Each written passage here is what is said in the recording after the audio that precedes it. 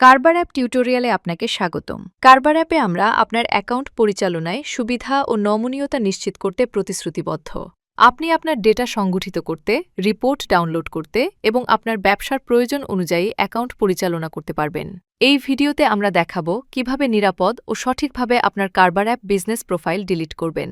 অনুগ্রহ করে প্রতিটি ধাপ মনোযোগ দিয়ে অনুসরণ করুন, যাতে পুরো প্রক্রিয়াটি সঠিকভাবে সম্পন্ন হয়। প্রথমে আপনার ফোনে কারবার অ্যাপ খুলুন।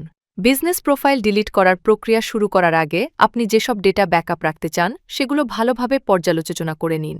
যদি আপনি ডায়মন্ড প্ল্যান ব্যবহার করে থাকেন তাহলে আপনার রেকর্ডের জন্য ডেটা এক্সেল ফরম্যাটে ডাউনলোড করতে পারবেন।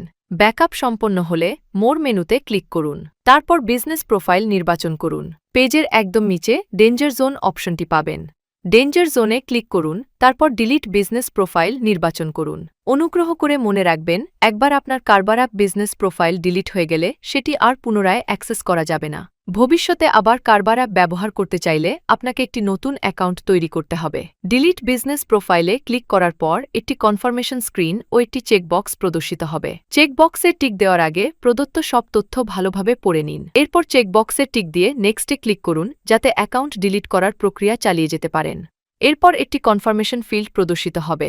প্রদত্ত ঘরে আপনার অ্যাকাউন্টের নাম লিখুন। তারপর ডিলিট বিজনেসে ক্লিক করুন। প্রক্রিয়াটি সম্পন্ন হওয়া পর্যন্ত কয়েক মুহূর্ত অপেক্ষা করুন।